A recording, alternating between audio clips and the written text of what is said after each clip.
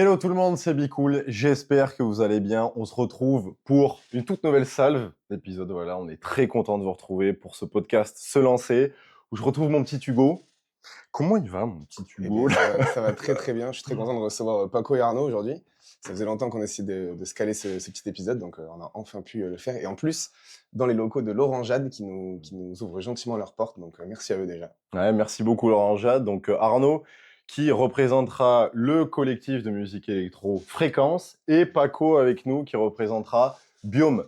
Je me permets, pardon, de préciser que oui, je fais partie aussi du collectif Biome. Donc voilà, pas qu'il y ait d'amalgame, pas qu'il y ait de conflit d'intérêt non Voilà, plus. ça, J'allais dire pas de c'est le conflit cas. d'intérêt. C'est le cas, totalement, Très c'est le bien. cas. Vous avez vu quand même, il est smart Hugo, hein, il fait en plus sa com, c'est très smart, très smart. Ok, donc Arnaud, Ouais. donc collectif Fréquence, collectif landais, installé depuis plusieurs années. Landais, c'est ça, on est d'accord? Totalement. Totalement, on est fiers. On est très fiers. Collectif qui fait aussi quelques dates sur la côte landaise, les Landes aussi sur Bordeaux. Vous avez plusieurs DJ. Voilà, vous avez été aussi dans des lieux comme l'Aibot, le Marco Polo, le Rhapsody, à l'initiative de plusieurs open air montés de toutes pièces comme Horizon Bleu. Exact. Ok, est-ce que j'ai oublié quelque chose? Non, mais si tu veux, je peux te faire ma présentation à moi. Si Ah tu, bah, si avec tu plaisir. veux. Si tu Vas-y, veux. carrément. Mais trop cool, en tout cas, tu t'es bien renseigné, ça fait plaisir. C'est des professionnels. Non, mais ouais, en fait, du coup, c'est un projet qui est né il y a 4 ans, Ouais. avec des copains pour se réunir autour de notre musique. Et l'idée, quand même, était vraiment de développer la scène électronique sur les Landes, sur la côte Ouais. landaise, là d'où on vient, et d'où tu viens aussi, d'ailleurs. C'est vrai. Et du coup, maintenant, le projet est beaucoup plus sérieux parce on a recentré une team vraiment focus là-dessus, avec une envie de se professionnaliser. Et du coup, c'est vrai qu'en fait, on a un peu conceptualisé des événements qu'on a envie de défendre sur le long terme, avec ce fameux Horizon Bleu. Donc là, c'est vraiment tous nos événements en bord d'océan. Et après, on a aussi des événements qu'on veut développer dans le futur, qu'on n'a pas eu le temps encore. Ce serait Vers les Pins. Ok. Parce que pour tous les spots qu'on pourrait avoir dans les parcs et forêts landaises, là, du coup, l'idée, c'est aussi de ramener au territoire, du coup, d'avoir un ancrage au territoire, avec du coup les Landes, l'océan et la forêt. Carrément. Et puis, d'essayer d'ancrer le projet avec, du coup, aussi reverser des fonds un peu pour la protection des océans ou des forêts. Donc là, on est un peu en train de travailler tout ça, mais pour l'instant, on n'a eu que la possibilité d'exploiter Horizon Bleu. L'océan, quoi. Vraiment l'océan. Ouais, au plus près de l'océan. C'est un peu ce qu'on a réussi à développer avec les mairies dans un premier temps. Ouais. Ok, trop bien. Ouais. Très cool. Et donc, du coup, à côté de ça, on a Paco. Paco qui fait partie, donc, avec moi, comme vous l'avez compris, du collectif Biome. Biome qui est aussi un collectif de potes, monté maintenant il y a 4-5 ans. J'y réfléchissais Voilà. pendant qu'il donnait la Ouais, date. 4 ans. On est tombé sur une période un peu trouble quand on l'a monté. Du coup, on est plus sur 4 ans. On l'a monté un peu en plein Covid à l'époque. Donc, ça a été compliqué le tout début. Et maintenant, on est quand même mieux lancé. On commence aussi à ancrer un petit peu les projets. Donc là, c'est moi qui dois faire la com, alors que le mec qui se charge d'habitude de la com. Et non, c'est juste, Et là, en c'est conflit juste tout d'intérêt. simplement que tu m'as coupé la parole. Oh, Voilà, ok. super, voilà, ça commence très bien. Donc, c'est cool, ça va être bien. Ça va être bien. Mais comme tu veux la faire ou je la fais? Je te la laisse. Donc du coup, ouais, on est 5 potes maintenant, 5 dans le collectif, où on a pu tourner effectivement dans pas mal de bars, surtout région bordelaise, un peu sur la côte aussi, mais plutôt quand même centré sur Bordeaux. Et là, c'est ce qui nous intéressait, surtout sur l'épisode d'aujourd'hui. On est aussi amené, voilà, à essayer de développer des productions vraiment qu'on crée nous de toutes pièces, avec notamment la dernière qu'on avait faite, qui était un open air, donc dans la cour de la victoire de l'Atrium de la Victoire, pardon, donc qui était en juin dernier et qu'on a à cœur de pouvoir réitérer. Donc voilà, c'est vraiment un peu le cœur du truc, entre des soirées bar, boîte, et puis essayer de créer des belles productions, des jolis open air entre copains, quoi. Un petit peu comme vous aussi, finalement. Magnifique, magnifique. Merci pour ces belles présentations. Donc, vous l'aurez compris, je suis entouré de 3 experts du domaine et moi, je suis un gros noob. C'est-à-dire vraiment, moi, je suis pas vraiment dans le m'ilieu. Donc, j'imagine que c'est aussi le cas de pas mal de nos auditeurs. Oula, j'imagine que c'est le cas, les fameux auditeurs. Et est-ce que du coup, vous pouvez en fait m'expliquer à moi, comme aux auditeurs, qu'est-ce que c'est en fait un collectif de musique électro, qu'est-ce que vous faites, etc. Quelles sont vos activités? Moi, je pense que le collectif, sur ça, c'est un peu la base de tout. C'est en général des gens qui se rencontrent, qui ont envie de partager partager quelque chose, une aspiration commune, je pense des valeurs, pas mal de Ouais. choses qu'on a envie de transmettre. Après, derrière, la professionnalisation, je pense, c'est aussi une question de collectif qui tourne plutôt correctement et qui commence vraiment à ancrer un message en fond et des idées. Et c'est à ce moment-là qu'on peut professionnaliser, commencer à mettre en place pas mal de choses qui vont au-delà de la simple date en bar, qui ça est accessible à tous les collectifs et tous les gens qui ont envie de partager de la musique. Il y Vous a êtes professionnel là? Non, eux, c'est un peu la différence entre nos Ouais. 2 collectifs. Je pense qu'eux, structurellement, sont maintenant beaucoup plus établis et il y a beaucoup plus de temps qui est dédié, au projet. On le voit parce qu'il y a énormément de dates qui sortent et qui sont assez complexes Mmh. en termes de structuration. Nous, on est encore, je pense on est vraiment resté sur de l'associatif, pur. On a une structure qui est mieux établie qu'au début avec par contre un vrai projet de fond. Mais je pense que la différence, elle se fait vraiment au niveau du temps et puis même de l'expérience où eux commencent à avoir un bagage qui est quand même beaucoup plus important, à mon avis. Sur le côté événementiel, un peu Sur le plus, côté ouais, événementiel, ouais, ça fait complètement. 3 ans maintenant qu'on fait des événements sur espace public, donc pour le coup, c'est des productions assez intenses. Mais après, je suis totalement d'accord sur ce que dit Paco. L'idée, je pense, du collectif, c'est se réunir autour d'une passion commune, de valeurs, de qu'est-ce qu'on veut faire ensemble. Et avec qui, surtout, en vrai, c'est de le faire avec les copains avant tout. Et après, avoir une vision commune. Mais qu'est-ce que vous faites concrètement? Dans le collectif? Ouais, dans vos activités, en fait, qu'est-ce que vous Ouais, faites? ben en vrai, l'événementiel, ça paraît un peu flou, je pense, pour plein de gens, mais Surtout pour Karl. Ouais. Je du pose coup, des questions pour moi, en fait. du coup, je trouve ça hyper intéressant, mais en fait, on se rend pas compte de la charge de travail qu'il peut y avoir, qui est un peu genre souterraine, tu vois, les mois en amont de la préparation d'un événement quelconque, tu vois. Par exemple, ici, on le voit, enfin, je sais pas si on voit à la caméra. Ouais, ouais. C'est Adrénaline, du coup, c'est le festival de l'Orangeade. Je bosse aussi avec l'Orangeade à Ouais. côté.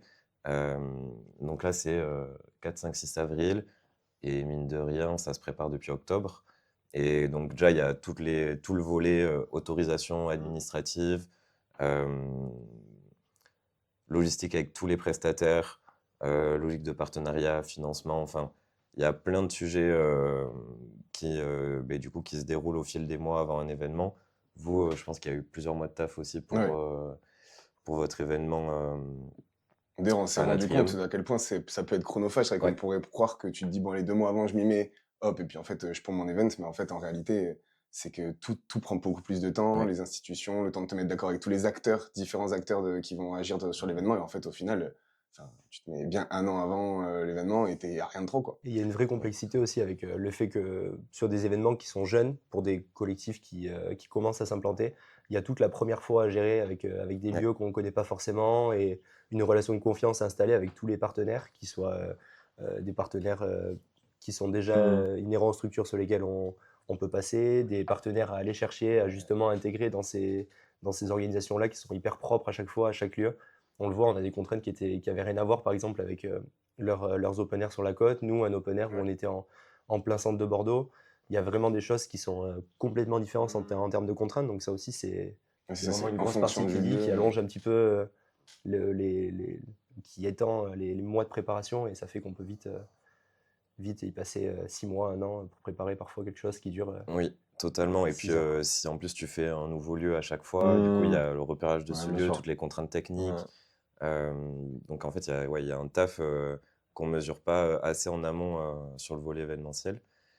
Du coup, ça vous est venu d'où, en fait, cette envie de vouloir faire un collectif de musique électro, vouloir organiser ce genre d'événement, ça vous est venu d'où?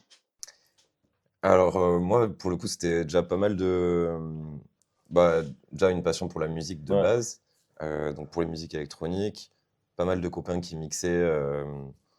Et après, mine de rien, j'avais quand même une fibre événementielle. OK. De par aussi le début de mes études, j'avais fait un peu des projets événementiels. Et Genre quoi? alors, moi, j'ai commencé mes études, j'ai fait Tech Deco à Bayonne. Et OK. on avait un projet qui devait tenir sur tout Tech Deco, tu vois. Et du coup, nous, sur 2 ans, on a organisé, c'était genre une assemblée des chefs de département de l'IUT. OK. Et du coup, on devait organiser un gros week-end pour eux avec plein d'activités, organiser un peu genre côté séminaire et tout. Ah, ça t'a mis Et la main à la pâte, quoi. Grave, et c'était pas mal, c'était des mois de taf et plein de contacts, plein de devis, de prestataires, de machin et tout, et j'ai bien kiffé. Mm. Après, pendant longtemps, j'ai beaucoup refusé ce. Enfin, je me suis un peu interdit à me dire de travailler dans la culture et dans l'événementiel culturel parce que ça me semblait trop précaire. Et puis finalement, après, je suis parti vite fait à l'étranger pour un Erasmus. Et là-bas, je me suis dit, en vrai, fais ce que tu kiffes et du coup, lance-toi. C'est à ce moment-là que j'avais lancé Fréquence, donc je me suis dit, mine de rien, bah, mets les bouchées doubles et tu verras bien. Et donc là, entre l'Orangeade et Fréquence, je peux vivre de ça, donc je suis trop content. Trop bien. C'est génial. Ouais, ouais, Et vous, Guillaume, là? Et vous, Guillaume, là, comment Ah. c'était? Ça dit quoi? Non, nous, c'était vraiment une histoire de rencontre. En tout cas, moi, d'un point de vue plus perso, comme pour parler un peu comme Arnaud, initialement, moi, j'ai une fibre artistique qui remonte à un peu plus lointaine. Je fais de la batterie initialement depuis que j'ai 8 ans. J'en ai fait de façon assidue jusqu'à mes 15 ans à peu près, en écoutant pas mal de musique. Donc j'ai été bercé par tout ce qui était les années Woodstock. Mon père qui écoute beaucoup de choses rock, vraiment ouais, un gros ancrage rock. Puis derrière, ça a dérivé petit à petit sur la musique électronique, les gros festivals quand on était plus jeune qui commençaient un peu à exploser. Les années de 2012-2013 où on a commencé à entendre parler de choses comme des Tomorrowland comme ça qui venaient un peu aux yeux Bien sûr. de tout le monde qui éclatait. Et donc un petit peu bercé par ça au tout début. Et après, ben, on a envie d'acheter une platine, de commencer à mixer un petit peu tout seul. Donc initialement, je pense qu'on est tous un peu pareil. Ça mixe dans la ouais. chambre, ça achète un ordi, un petit contrôleur plus petit qu'une feuille à 4. Et puis on commence comme ça. Et après, ben, à un moment, je pense qu'il y a l'envie de rencontrer d'autres gens, de partager et arrêter surtout. De mixer dans des mariages. Exactement. Ah. Il y a eu un passage mariage aussi, qui a Faut toujours passer en par là, fond. faut passer C'est par là. hyper important et on achète le matos qui va bien, les petites choses, et on commence à être autonome. Et par contre, au bout d'un moment, je pense qu'il y avait le besoin de partager autre chose que juste sur des moments comme ça très ponctuels, sans ancrage vraiment de fond. Et on s'est tous rencontrés pendant nos études.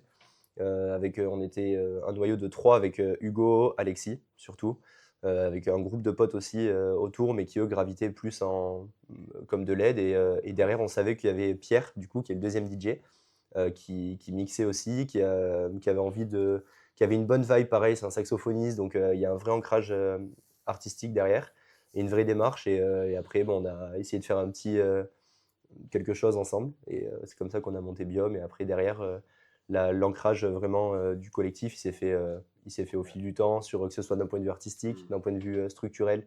Tout ça, ça se fait un petit peu au fil de l'eau. Je pense que l'idée directrice, c'était de partager. Même nous, on a mis du temps à se restructurer parce qu'en fait, au début, tout le monde veut un peu participer à tout, puis tu te rends compte qu'il faut que chacun ait ses tâches. Parce que pour compléter ta question, c'est ça, c'est qu'au final, un collectif, c'est pas juste uniquement des DJ interposés, c'est qu'aussi, bah, là, il y a d'autres rôles à l'intérieur, des mecs qui gèrent en plus voilà, la partie trésorerie, la partie communication, relationnelle. C'est vrai que ça, on se rend moins C'est compte. l'entreprise, en fait.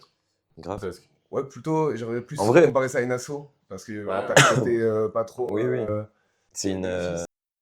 Mais en tout cas, c'est un projet entrepreneurial, tu vois. Ouais, bien sûr. C'est un projet où il faut Enfin, il y a plein d'assos qui peuvent être un peu gérés à la volée et ça va parce que c'est du coup plein d'assos. Mais si tu as des ambitions de faire des événements, et même l'événement que vous avez fait à l'Atrium, c'est le cas. Enfin, mine de rien, il faut tenir une compta, il faut tu vois, être sérieux, il faut faire des budgets. Et donc, en vrai, c'est un projet, il faut être sérieux là-dessus. Et du coup, je te rejoins sur le côté entreprise, tu vois. Il y a une logique un peu, mine de rien, entrepreneuriale et genre se débrouiller. Et l'asso, c'est un bon moyen aussi pour se lancer sur des choses comme ça. C'est que du coup, tu as le moyen de te structurer en étant assez flex quand même, parce que tu n'as pas de grosses contraintes en tant qu'asso.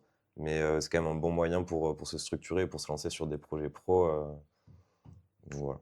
Oui, puis je pense qu'à un moment, c'est quand même hyper engageant en plus en termes de temps, d'énergie. Ouais. Et quand c'est tellement engageant qu'on est vite à la limite de devoir avoir absolument ce côté où on est très sérieux, on réfléchit à ce qu'on fait parce qu'on y a mis tellement de temps que parfois on délaisse certaines choses à côté. Donc si ces choses-là ne marchent pas, c'est au risque parfois de plus trouver l'équilibre qu'on recherche initialement entre le loisir, la vie professionnelle. Et du coup, c'est quand même pas quand on voit le chemin d'Arnaud qui au final maintenant va se servir complètement de fréquence avec avec l'Orangeade aussi à côté, mais pour vivre, en fait, c'est la limite entre l'assaut et le côté très professionnel et très carré, il est quand même à deux doigts, je pense. Ouais, la limite est très fine, quoi. Ouais, et puis je suis d'accord sur le côté chronophage. Enfin, en fait, c'est tellement de temps un projet comme ça.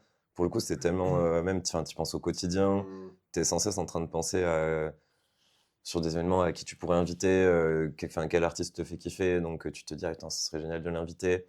Et puis après, quand tu es un peu matrixé aussi, tu te dis, ah, mais vas-y, ah, ça, mais ça, c'est trop bien, j'aimerais trop faire ça sur tel événement. Tu fais de la veille aussi. Tu à la suite, quoi. De ouf. Et puis ça, ben, en fait, donc c'est chronophage, mais mine de rien, pour développer un projet, il faut du temps. Ouais.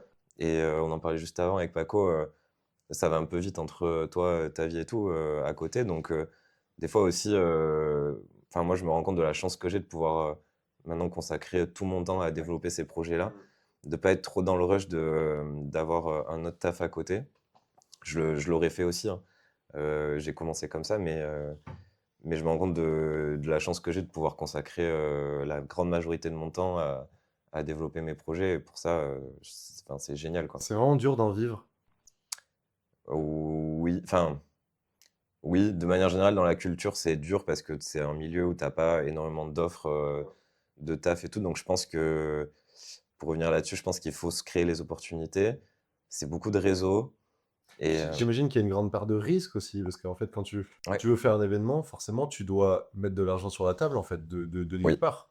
Donc, tu dois Oui. mettre de l'argent sur la table pour, je sais pas, forcément avancer ça, rien que les éco-cups, Ouais, bien sûr. le son, D'ailleurs, la si sono, c'est pour le le son. Solilé, je me permets. Petit sponsor. Merci pour le virement. Et en fait, à la fin, tu fais l'événement et tu peux totalement être perdant, quoi. Totalement, c'est un risque à prendre et nous, on a été perdants sur un événement là, cette saison avec Fréquence. On a été dans le positif sur les 3 autres, donc ça s'est équilibré. Mais par contre, pour le coup, tu as totalement raison. Et c'est le cas avec certains acteurs que je connais ici à Bordeaux ou ailleurs. C'est une prise de risque à chaque fois. Et en vrai, tu n'es pas sûr que ça marchera. Donc pour le coup, tu as totalement raison. Et en plus, tout le monde parle de subventions, de machin. C'est quand même. Déjà, ça ne représentera jamais la totalité de ton budget et la tendance n'est pas on va verser des subventions à foison. Donc, non, en vrai, c'est une prise de risque à chaque fois. Quand ça marche, c'est génial, c'est trop bien. Mais il faut être intelligent pour structurer aussi son modèle économique et dire que tout ne repose pas sur un événement parce qu'un open air en extérieur, il y a un orage, il pleut, bah, tout est foutu. Tu fais Donc, référence à... l'an dernier, peut-être. alors nous, ouais, on a eu le cas, on a eu le cas l'an dernier au mois de juillet. Il a fait beau quasiment tout le mois de juillet et puis on passe la journée de montage.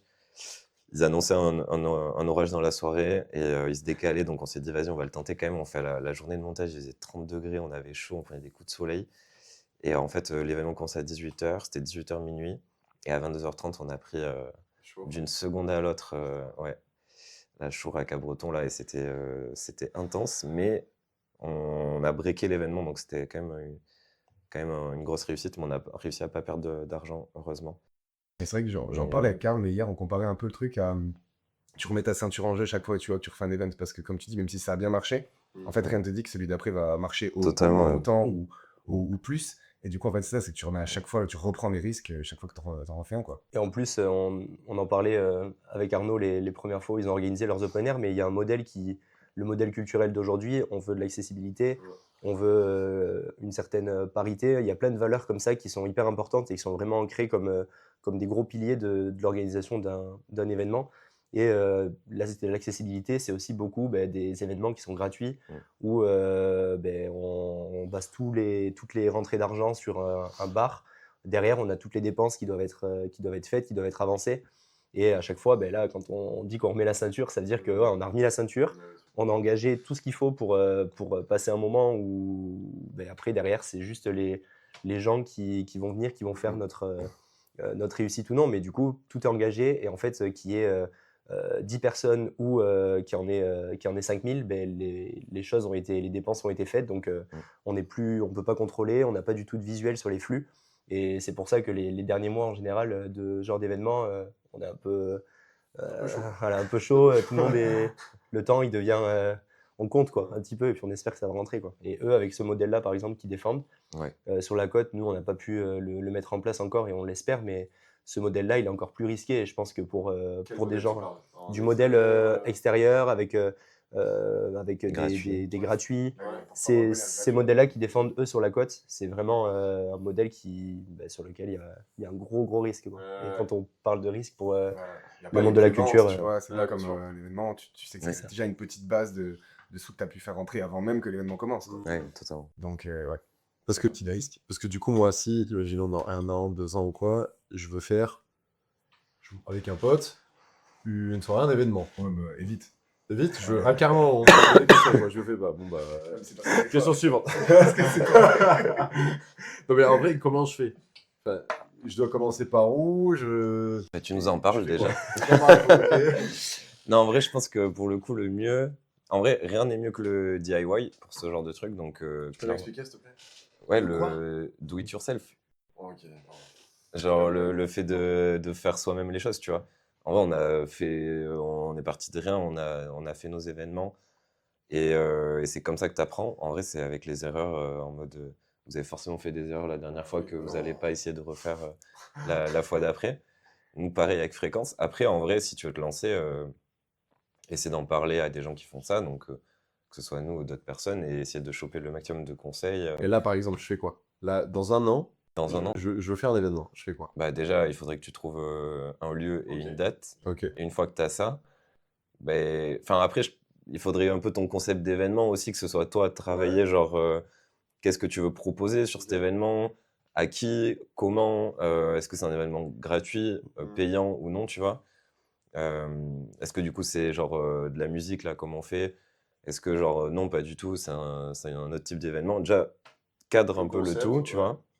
Et après, du coup, il y a la phase de production d'un événement. Et donc là, là, le moindre truc, c'est genre un événement, sur un événement, un gobelet, c'est une entreprise qui l'a fabriqué. Et du coup, cette entreprise-là, il faut l'appeler des mois en amont pour caler sur son planning, toi, ta commande, et que ce soit fait en temps et en heure.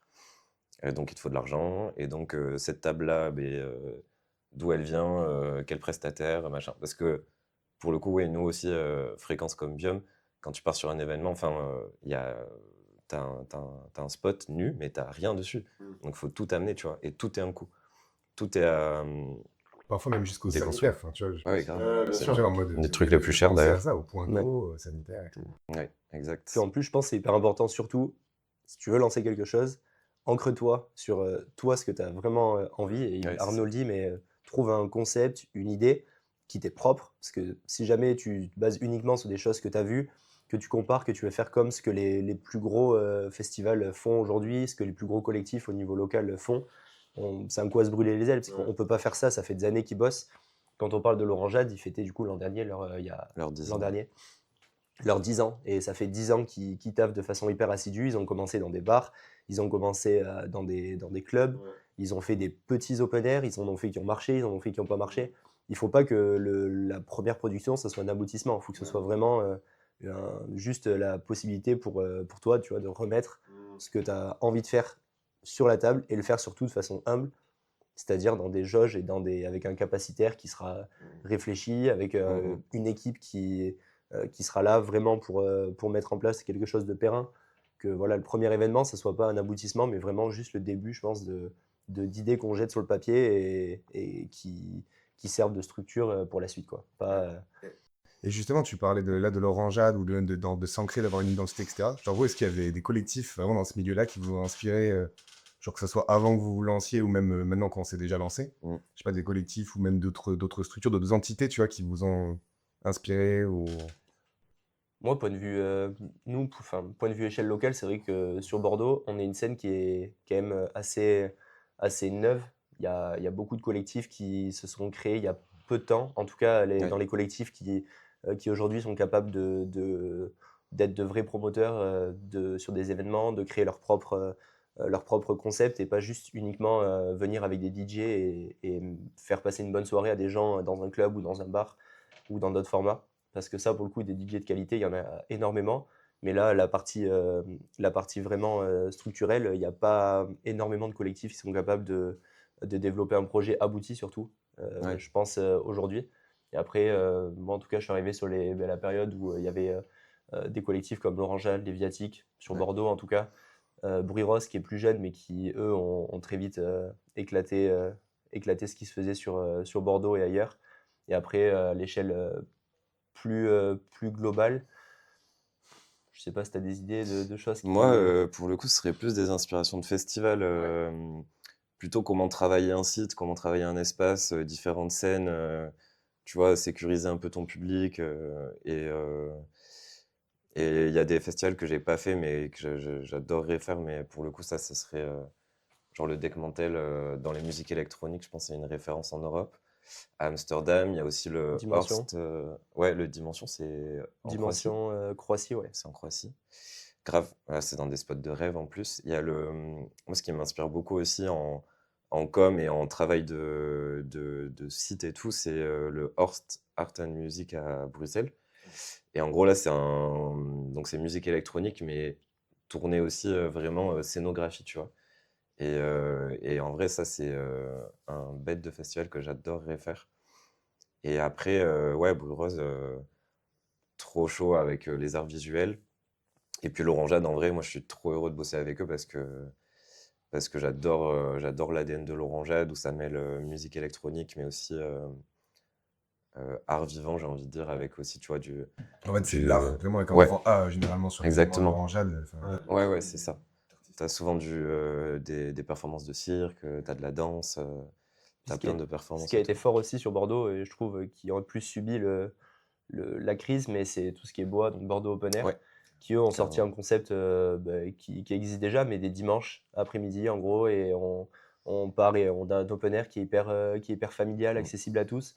Ça c'est pareil, c'est d'autres, eux ils ont défendu vraiment une autre vision de la culture et de la musique avec en poussant au maximum l'accessibilité. On a vu des familles, on voit des enfants danser, on voit Ouais. plein de choses. Il y a des ateliers qui sont tournés vraiment grand public. On va chercher vraiment très très large, et ça c'est une autre vision de la fête qui est quand même super cool, parce que ça casse vraiment complètement les barrières Ouais. entre les générations. Et ça, Moi, c'est c'est les codes de ce qu'on pourrait que pour les jeunes, etc. Là, au contraire, c'est comme tu dis, c'est hyper familial, t'as de tous les âges. Ouais. Ouais. Il y a vraiment beaucoup de monde. Là, vous avez quand même cité énormément de collectifs, de festivals, dont certains collectifs qui sont aussi là dans notre zone géographique. Que- Comment ça se passe la concurrence? C'est plutôt simple de se faire sa place? Parce que là, par exemple, Mm. je vous vois tous les deux, enfin tous les trois, qui êtes dans deux collectifs différents, puis voilà, qui s'entraident, etc. Vous êtes plutôt. C'est pour les caméras, parce qu'après. Ah oui, voilà, derrière, c'est ça se voit. Ah, puis même là, on parle de l'orangeade et tout, c'est super sympa. Comment ça se passe la concurrence? Je sais qu'à Bordeaux, du fait qu'il y a beaucoup d'acteurs il y a quelques années, il y avait une nécessité de se regrouper autour d'un agenda commun et de se partager un peu cet agenda pour pas caler à la même date d'événement. Voilà. Mine de rien, il y a toujours beaucoup d'acteurs, donc pour le public, c'est chouette maintenant d'avoir de l'offre différente au sein du même week-end. Mais je sais que ouais, il y a quelques années, ils ont mis en place cet agenda un peu partagé. Sur les Landes, pour le coup, sur la côte landaise, on n'est pas des dizaines d'acteurs, donc on n'a pas encore eu ce genre de problématique. Mais je trouve qu'il y a une bonne entraide de manière générale entre les collectifs. C'est plutôt bon enfant et tout, mais tu as raison, en vrai, ça pourrait être problématique à certains égards. Mais en vrai, je trouve, enfin, nous, là, dans les Landes, je sais qu'on a, je crois, un, un groupe quoi, où on est un peu plusieurs collectifs, tu vois, et on n'hésitera pas à se caler les infos dessus. C'est vrai, il y a de l'entraide, tout, parce que tu dis que parfois ça Ouais, peut être compliqué. non, franchement, mine de rien, je trouve que nous, nous, du moins, Fréquence, on est dans l'entraide et c'est comme ça qu'on voit les choses aussi, donc on n'hésitera pas à prêter notre système son au besoin. On l'avait fait d'ailleurs. ouais, complètement. On Complètement. avait Il parle reçu, vrai. Hein. Ouais, c'est pas, on c'est pas avait juste pour reçu, les caméras. Ouais, on avait reçu notre système son chez Paco et du coup, on l'avait utilisé pour une de leurs soirées. complètement. Super cool. Donc ouais, ce genre de choses, on n'hésitera pas. En vrai, c'est essentiel, je trouve. Puis en plus, je Et pense que puis, pour les acteurs, c'est profitable en fait ouais, de s'entraider, parce que il y a toujours ce truc-là dans la musique où ben, quand tu m'as invité, on a fait une bonne date, c'était cool, on a kiffé, on s'est hyper bien entendu d'avant l'événement à après.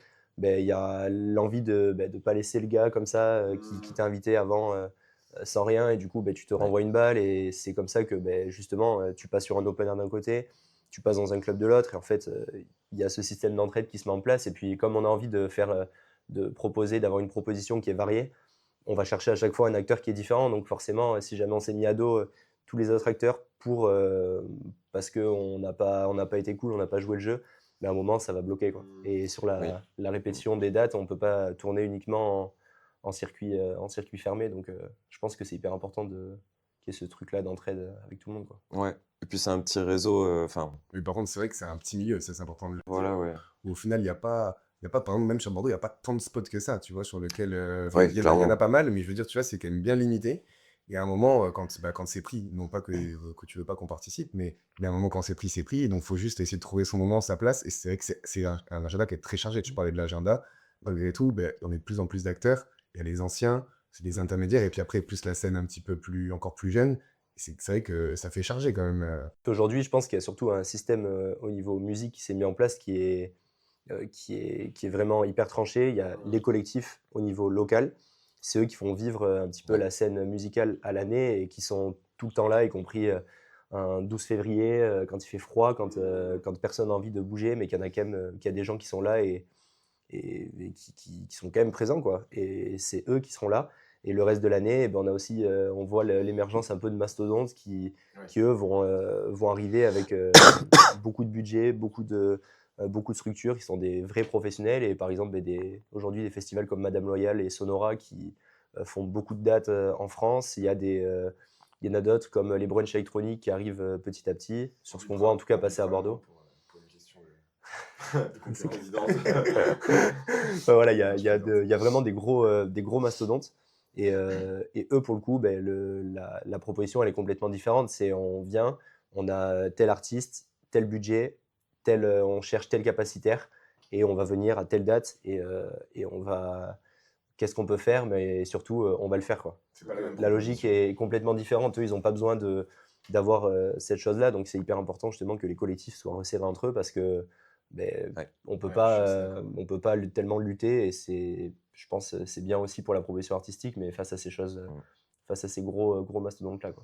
Mais d'ailleurs, sur Bordeaux, il y a le Bordeaux Electronic Week qui reprend, genre, je pense, une grande partie des collectifs, on va dire, house techno. locaux.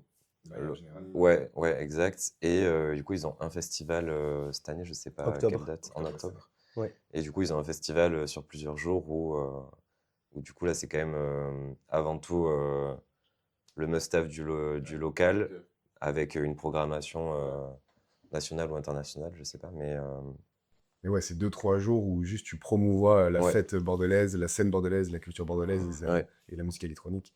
Donc c'est quand même un événement qui rassemble. Ouais, carrément. totalement. Est-ce que, du coup, avec tous les événements que vous avez pu produire, etc., justement, vous parlez d'entraide, parfois il se passe des merdes, etc., etc. Vous pouvez nous raconter des fois où vraiment ça a un peu merdé, où c'était un peu compliqué à gérer, etc. Tu nous parlais de la pluie tout à l'heure. Vous avez parfois des petits trucs comme ça? Bah, moi, pour revenir à cette anecdote d'orage pluie, du coup, c'était donc l'an dernier, journée de fou, donc sous le soleil, on crame pendant le montage. On regardait la météo, je pense, toutes les 5 minutes, on regardait tout le temps, et l'orage, en fait, avait l'air de se décaler. Et pour le coup, t'es aussi du coin, tu sais que sur l'océan, mine de rien, avec les vents et tout, on a un peu un microclimat, genre, un orage peut passer à côté. Très très bien les nuages, puisqu'il a fait des petits cours de météorologue. Donc, Ok. Premier degré. Hein. Mais on n'en dira pas plus, on dira. Premier degré, c'est Lui, il aurait vu les cumulonimbus arriver. Je fais là, à 2h30. Non, mais pour le coup, dans les Landes, nous, ça nous est déjà arrivé. On avait fait une fête de la musique il y a quelques années. Ils annonçaient de la pluie. Au final, on était passé à côté. Et donc, l'an dernier, sur cet event, on était là en mode, vas-y, ça va passer à côté, ça va passer à côté. Et en fait, on voit des éclairs genre sur l'océan au loin, tu vois. Et donc, il y avait genre 1500 personnes qui étaient là. Et on était en mode, putain, on espère qu'on va pas prendre la sauce. Et on regarde, c'est quoi là, cette application? C'est Rain Today. Et donc on était, putain, trop bien, on est passé à côté. C'est Windy. On est passé à côté et il y a un pote qui nous dit non, non, ça arrive là. Et en fait, au moment où il dit ça, mais genre d'une seconde à l'autre, un rideau de pluie, mais genre, enfin, du vent dans tous les sens et tout. On le sentait venir. Et en fait, ouais, je pense, je sais pas, le vent a tourné de sens, on s'est pris la flotte, mais vénère. Donc là, pour le coup, les gens étaient hyper surpris. Donc c'est un peu couru dans tous les sens pour se protéger de la pluie. Et ben nous, on avait tout le matos qui avait pris l'eau, le son et tout. Donc, Mort? non, non, non, non, heureusement, non. Pour le coup, en vrai, le son, c'est assez. Enfin, c'est les amplis qui craignent, mais je pense. Enfin, je sais pas. En tout cas, ça a pas. On a pris du temps pour les sécher. Ils sont pas morts. Et on avait un artiste qui jouait un live machine à ce moment-là. On a réussi vite fait à protéger le live, mais je crois qu'il a dû un peu bien sécher toutes les machines. Et après, du coup, on a dit, enfin, on a averti le public que c'était fini. Donc tout le monde est parti. Et du coup, nous, on s'est retrouvés avec un bar de 12 mètres, des barnums, une scène qu'il fallait démonter donc sous cette pluie-là. Donc on se met tous de côté et on se dit, attends, je vous fais la version longue, désolé. Et en gros, on se dit, bon, mais qu'est-ce qu'on fait? Donc on ramène le camion, on se dit, bon, mais on va tout. Normalement, il devait s'arrêter de pleuvoir dans 10 minutes. Et donc on se dit, vas-y, on prépare tout. Donc il s'arrête de pleuvoir. Et là, on commence à tout démonter. Et puis là, en fait, ça reprend de plus belle. Et du coup, au bar, il restait que 2 barnums. Et en fait, nous, on était à l'abri sous le casino. Et en fait, on avait genre 4 potes qui tenaient un barnum avec du vent dans tous les sens, des éclairs et tout. J'ai une image de cette scène parce que je me rappelle. Tu l'as vu? Ah, mais story. t'étais là, non? Moi, j'y étais en plus, Ouais. mais je me rappelle qu'il y avait une story où vous avez Ouais. mise en mode. Et en fait, Et vraiment, ils sont accrochés. Quoi. et en fait, ils sont en train de tenir le barnum qui prend du coup, t'as une prise au vent de malade. Et donc en fait, ils sont en train de tenir le barnum. Tu vois des éclairs dans tous les sens, la flotte et tout.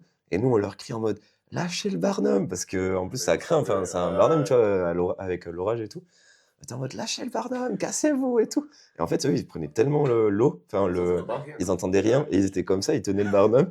Et nous, ils nous voyaient en mode lâchez le barnum et tout. Et du coup, il y a quelqu'un qui se dévoue pour y aller, pour leur dire. Et du coup, je sais plus, genre, je crois on arrive à moitié fermer le barnum, le casser, on le jette et on se casse. Et ça s'est encore arrêté. On a eu une accalmie et après, on a pu tout ranger, mais c'était un peu sport, ouais. Mais du coup, ça a sonné l'arrêt, j'imagine, de la soirée, quoi. Ah bah ouais, compris. Ouais, ça a totalement arrêté la soirée. Et c'était prévu pour. Donc, du coup, vous avez. Ça a terminé à 22h30 au lieu de minuit. Ouais. Sachant que pour rappel, c'était sur le même truc que tu disais, les open air que tu promouvois gratuitement, etc. Donc, enfin, c'est tout bête, mais ta rentrée d'argent, si elle n'est pas sur tes billets, elle est sur ton bar. Quoi. Exact. Ouais. Donc, s'il n'y a plus de bar pendant 1h30. Et heureusement, à 22h30, on a fait le bilan le lendemain et en fait, on avait. Vous étiez en positif? Non, enfin, je crois que c'est fou, mais je crois qu'on a gagné genre 80 €. Oui, ouais. Donc c'est fou en fait. Genre, sur un événement qui coûtait quasi 10 000 €, on a réussi. À ce moment-là, on avait fait genre. Ouais, on avait fait genre 10 080, tu vois. Enfin, c'est lunaire. C'est lunaire, quoi. On se rend pas compte de combien ça peut coûter un événement comme ça, tu vois, genre juste là l'open air, pour ceux qui ont pu y aller ou qui verront des images effectivement de l'open air, donc au-dessus de la terrasse du casino, ça coûte vite, comme tu dis, de Cabreton, ça coûte vite, comme tu dis, une production à 10 000 €, quoi. Enfin, donc, c'est ça, il faut que, au moins, à minima, être à l'équilibre, donc soit tu as de la trésor un petit peu en avance, soit tu gères ton modèle, comme je disais, économique pour que ça soit le cas, Mais surtout que c'est terrible, parce qu'en fait, c'est un événement que tu prépares depuis des mois, Ouais. c'est des mois de boulot, et t'arrives, vous êtes, je sais pas, 4-5 dessus, vous êtes combien dans le collectif? Alors, ouais, on est 6, mais on est 6 dans le collectif à vraiment réfléchir le truc à l'année et bosser là-dessus. On est 2 à vivre entre cachet artiste et heure technicien. Et après, le reste, ont tous un taf à côté et ils donnent le temps qu'ils ont quand ils l'ont, tu vois. Mais du coup, on va dire, on est 6 dans le bureau. Mais après, par contre, sur les événements, enfin, c'est hyper important à mentionner, mais genre, on a au moins une quinzaine, une vingtaine de potes avec nous qui sont là dès le matin à monter l'événement. Et c'est genre primordial, ultra important. Et du coup, ce qui fait qu'on est genre, dès le matin à 8h, on est une vingtaine à tout bouger, tout mettre en place. Et aussi à minuit, ils sont là avec nous pour démonter. Et en vrai, ça, c'est primordial. Ouais. Enfin, c'est ça, quoi. T'imagines, t'as des mois de boulot avec plusieurs mecs qui sont investis dans le truc, et à la fin, t'as fait 80 €, quoi. Ouais, c'est ouf, hein. Sur tout le monde. Ouais. Tu te dis, ouais, en termes de risque pour en vivre, etc. et c'est pour ça que Parfois, t'es en négatif, quoi, en plus. C'est pour ça Totalement, on en totalement. parlait avec les gars de la mascarade là, il y a 2 jours, et en fait, tu peux pas faire ça si c'est pas de la passion et si tu fais pas ça pour le kiff. Mhm. Ouais, tu vois, Avant tu tout, viens de ouais. dire toi-même, mais genre là, enfin, tu te poses sur une feuille, tu fais des chiffres, c'est pas rentable. Ouais. Tu viens de passer 1 an à réfléchir à un design, tu t'embêtes, tu fais des trucs, des machins. Il y a plein d'acteurs qui viennent, tu te fais 80 E. C'est pas, enfin, tu vois, c'est quand on fait, c'est compliqué, quoi. T'as mis 10K. Voilà. Non, mais c'est vrai, tu vois, c'est Ouais. vrai. Alors qu'en réalité, c'est pas pour ça que tu le fais. Ouais, C'est bien juste sûr. genre, tu kiffes, tu vois, comme tu disais, des artistes que tu kiffes, tu fais bien les potes, qui viennent aider et tout. Enfin, c'est ça le principe même de l'événement, je pense. Puis pour les jeunes collectifs qui, du coup, on t'en parlait tout à l'heure, mais comment se lancer? Si quand tu te lances, tu penses argent, Ouais, totalement. le calcul est pas bon. Et à la limite, Ouais. je pense que sur quelques événements, ça peut passer. Tu peux faire rentrer de l'argent parce qu'il y a des événements où il y a des moyens d'organiser des soirées qui font qu'on peut faire rentrer de l'argent, mais c'est pas périn, quoi. À un moment, ça va bloquer parce que la soirée d'après où tu vas te rendre compte que tu vas rentrer 80 E C'est pour des drôle. mois de taf. Heureusement, ouais, faut laisser, C'est ça pas marche rentable. tous les événements. Non, mais on aurait pu juste- perdre 4 ou 5 000 euros, tu vois. Ouais, Et clairement. si l'orage avait lieu à 18h, on perdait beaucoup plus que ça. Donc c'est incroyable d'être à l'équilibre. Mais clairement, genre, on a un pote à une soirée aussi, on était un peu. On était dans le dur. Sur une soirée, on pensait perdre de l'argent en amont, quoi. Après, des fois, c'est le jeu hein, de perdre de Ouais, l'argent bien sûr. pour assurer une rentrée plus tard, tu vois. Mais du coup, on a un pote qui nous avait fait marrer, je sais plus comment il nous l'avait dit, mais en mode, de toute façon, les gars, s'il y a de l'argent, il n'y a plus de passion. Et enfin, en Ouais. mode, il nous avait dit, voilà, c'est là qu'on voit que vous êtes passionné. Parce que tu le fais même à perte, quoi. Voilà, ouais, ouais. Et heureusement, enfin, je fais pas que à perte, mais c'est vrai, comme tu Oui, dis, oui. il faut voir un peu moyen terme, quoi. C'est pas- C'est ça, ouais. Ben, il y a 3 ans, quand on a lancé les premiers open air, je pensais pas du tout que financièrement, ce serait. Faisable. Ouais. Et donc, au début, je m'étais dit, tant pis, en vrai, on perdra un peu d'argent.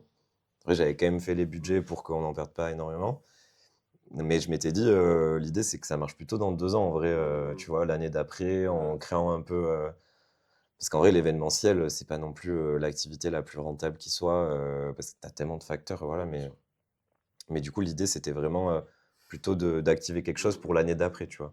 Et donc, si à l'année 1, tout se passe bien, c'est incroyable. Mais en vrai, ça attire plein de gens, l'événementiel de la culture, mais c'est vrai qu'il faut se rendre compte de tous les risques un peu associés aussi. Ouais. Puis aussi, pour juste parler d'argent dans l'événementiel, mais c'est important quand même de le dire parce que c'est ce qui fait qu'on peut vivre. Derrière, il y a une logique d'argent. S'il n'y a pas de rentrée, on ne peut pas vivre de quelque chose sans argent, juste avec de l'amour et de l'eau fraîche. Ça, je suis pas sûr que ça marche.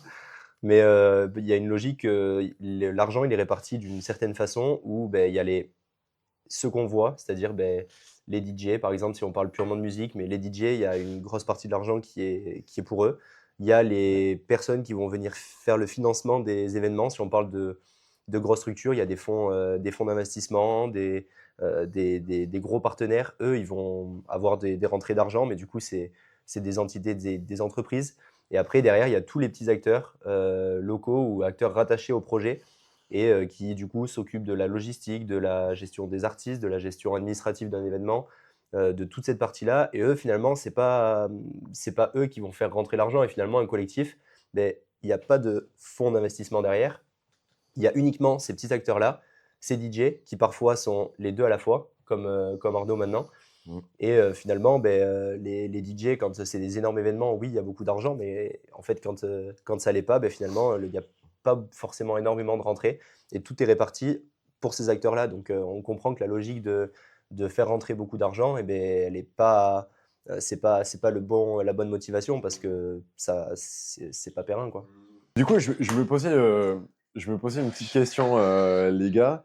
Donc moi, je n'ai pas une grande expérience, tu vois, je n'ai pas participé à beaucoup de festoches, d'open air, etc.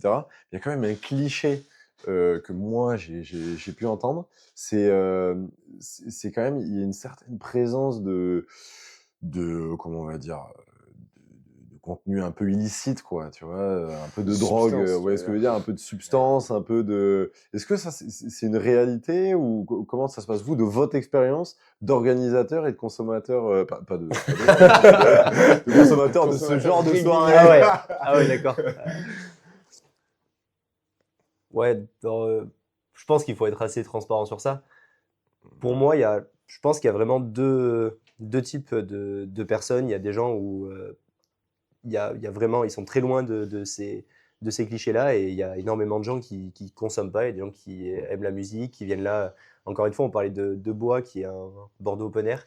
On a énormément de familles. On peut pas dire que ce soit là qu'on a vu le plus de drogue. Ou en revanche, sur d'autres types d'événements, oui, c'est présent.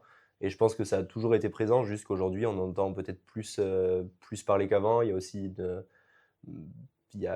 ça s'est normalisé pour certaines personnes.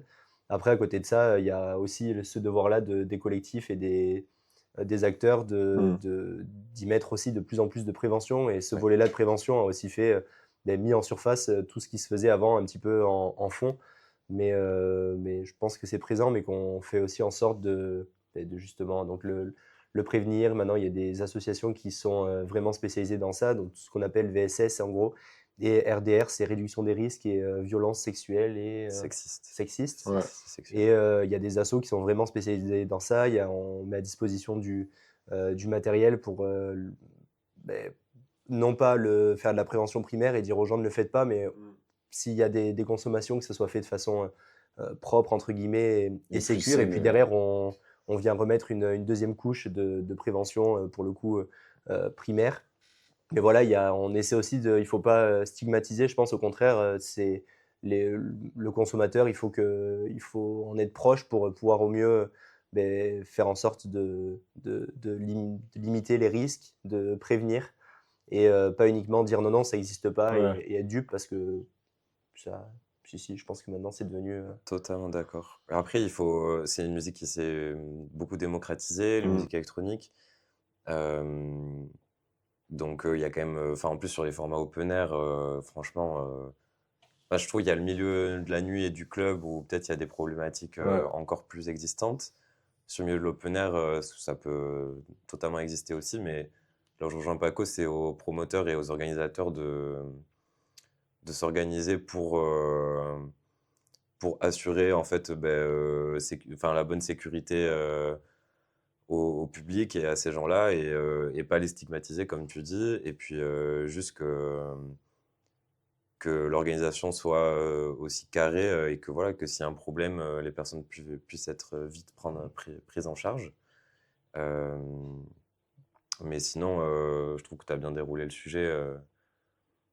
Genre, faut pas du tout fermer les yeux là-dessus, et prendre les bonnes dispositions face à tout ça. Mais je sais qu'avec l'Orangeade, la mine de rien, l'eau est gratuite sur tous les événements, c'est hyper important.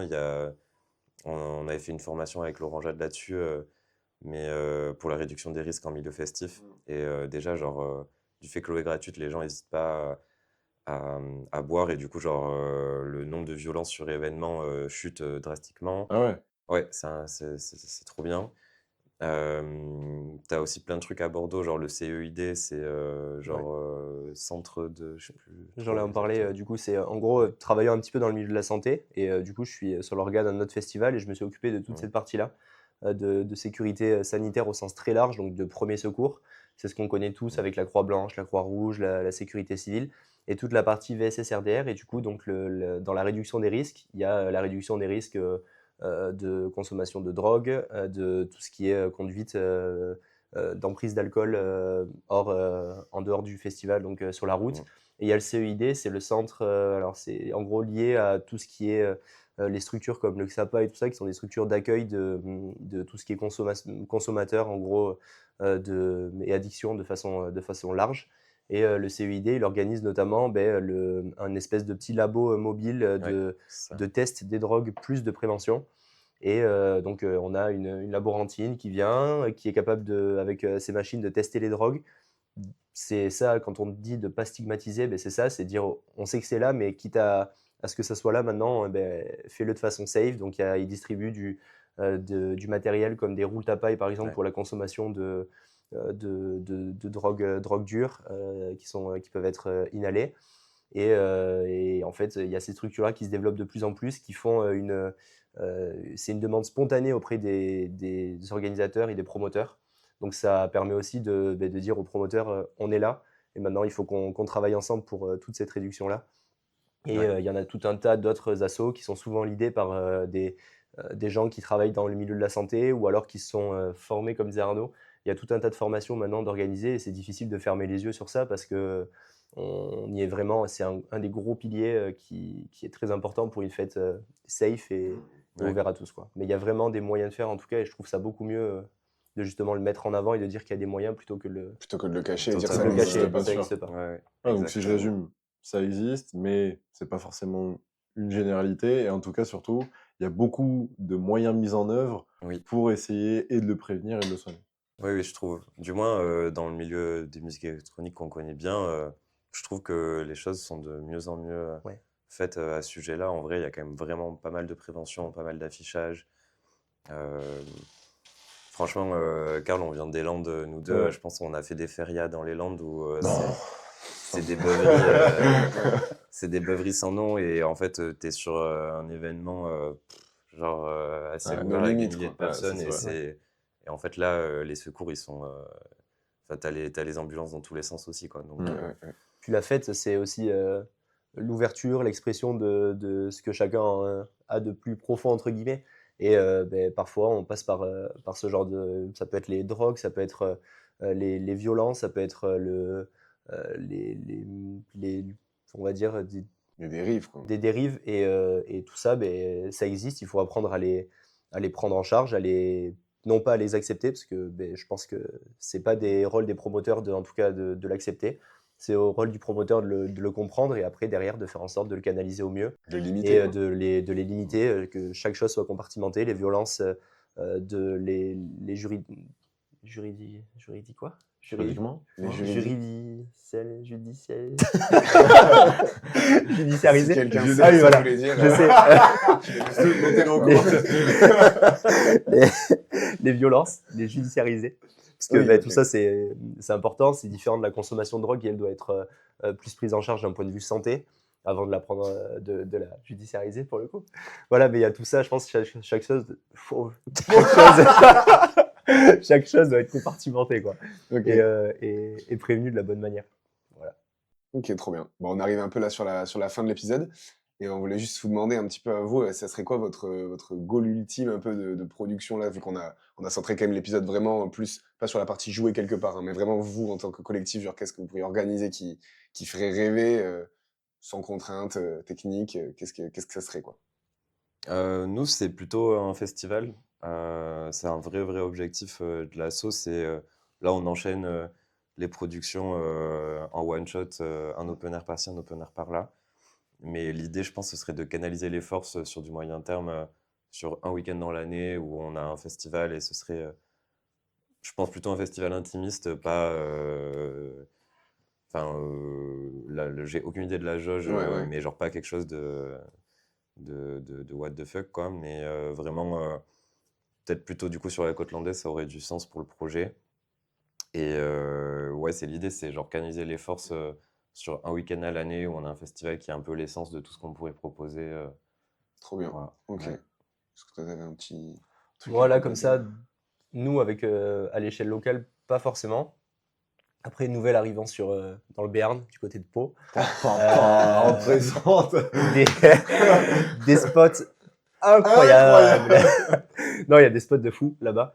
Et on en parlait un petit peu avec les gars. Pourquoi pas voir pour organiser quelque chose là-bas. Il y a du monde, il y a un public, il y a des mairies qui sont pas encore forcément prêtes là tout de suite, je pense, et qui n'ont pas forcément eu les propositions avec un déclic. Mais il y a des endroits qui sont hyper larges sur lesquels on peut organiser de belles fêtes et pourquoi pas le faire durer quitte à faire une production comme ça, one shot, à ce qu'elle puisse durer sur 1 à 2 jours, pourquoi pas. Et ça pourrait être hyper intéressant, sans parler de festival, mais de production un petit peu délocalisée pour nous. En tout cas, je pense que ça sera déjà un beau premier objectif. Et parce que pour compléter, c'est vrai qu'on aimait bien le côté aller chercher un lieu un peu atypique, qu'on veut vraiment mettre en lumière sur cet événement-là, un peu comme on avait fait du coup sur l'Atrium, donc à la Victoire. Mais voilà, le but c'est aussi d'en trouver d'autres. Puis avec un public aussi, avec toujours cette notion de risque, je pense, mais un public où on ne sait jamais s'il sera au rendez-vous, mais en tout cas, le projet il nous parle et du coup, on ne se met pas tellement de limites par rapport à ça. Je pense que c'est ça l'essence des bons projets, quoi. Mais en tout cas, c'est tout ce qu'on vous souhaite. En tout cas, si vous êtes intéressé pour participer au podcast Se Lancer, eh ben, n'hésitez pas à nous envoyer directement un message ou un petit commentaire. Vous, qu'est-ce qu'on peut vous espérer qu'est-ce qu'on peut espérer pour vous pardon, pour la suite Là, vous avez des trucs dans les cartons ou qu'est-ce que... Bah, la plus belle saison possible pour cet été. Du coup, nous, on a 3 open air, les 19 juillet, 9 août et 30 août sur Cabreton et Seignos. Ok. Et on a aussi une résidence au Joe Joe à Hossegor, une résidence de 1 open air par mois de avril à novembre. Donc ça, c'est cool, on a une saison bien chargée Ouais. là pour le coup. Donc que ça se déroule le mieux possible avec du soleil, hein. Surtout avec du Bien soleil. sûr, bien On va sûr. croiser les doigts. On regardera les applications Rain dédiées Today, pour Rain Today, tout ça pour... virement. Bien. Ok, et vous, le biome? Nous, deux dates sur les open air normalement pour le monde calé sur le mois de juin et de septembre. Pas mal de dates après entre deux et après pas mal de choses qui je pense se feront un petit peu de dernière minute. Comme on l'a dit, le temps c'est un peu le nerf de la guerre. Ouais. L'été il est toujours Ça doit être très compliqué à avoir. saisonnier en plus. Totalement. j'imagine. Mais je pense que là, c'est quand même concrétiser ce qu'on avait commencé un peu à toucher du doigt avec l'open air qu'on a vraiment kiffé à faire l'an dernier. Et en fait, bah, voilà, comme on disait tout à l'heure sur le concept de ceinture à remettre en jeu. Mais c'est un peu, voilà, essayer de réitérer l'expérience et se faire kiffer, quoi, tout simplement. En vrai. Super. Complètement. Juste des belles Trop teufs et ça sera une belle, Oh, c'est beau ce belle que tu réussite dis, déjà. c'est beau. Belle teuf Et en ben fin c'est de sur vie. ça qu'on va terminer. Non, en tout cas, nous, on viendra pour voir à tous ces événements. On espère que vous aussi. Donc pour terminer, est-ce que vous connaissez un peu notre petite phrase de fin? Voilà, Pas on du aime tout. bien terminer par un petit truc. Toi, Du tu coup, la connais? Alors écoute, j'ai écouté votre podcast en courant, pour être honnête. Et t'as Je jamais suis arrivé compris. sur des fins de run quand Aïe, aïe, vous aïe. étiez à la fin du podcast, donc Super. j'étais Voilà. oxy. Voilà. Et Eh bien, ça je se la- dit ami, voilà. Mais pour la peine, vous avez le droit à l'explication, une énième explication. Donc à chaque fois, on va terminer avec une phrase un peu mantra, un peu mojo, voilà, de trucs à se répéter surtout dans le milieu dans lequel on est, etc. Ou comme on disait tout à l'heure, pas mal de risques, d'incertitudes. On peut se dire en gros, il y a que du bon qui arrive. Oui, c'est une phrase qui en fait, de manière très objective est fausse, parce qu'il n'y a pas que du bon, il y a aussi voilà des hauts des bas qui vont arriver. Mais c'est pour voilà garder un cap et se dire que voilà il va y avoir que des bonnes choses qui arrivent si on se donne les moyens, quoi. Il y a Il y a que du bon qui arrive. Allez, parfait. Super.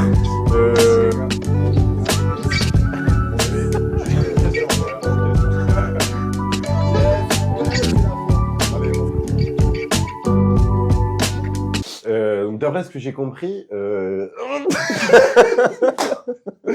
non.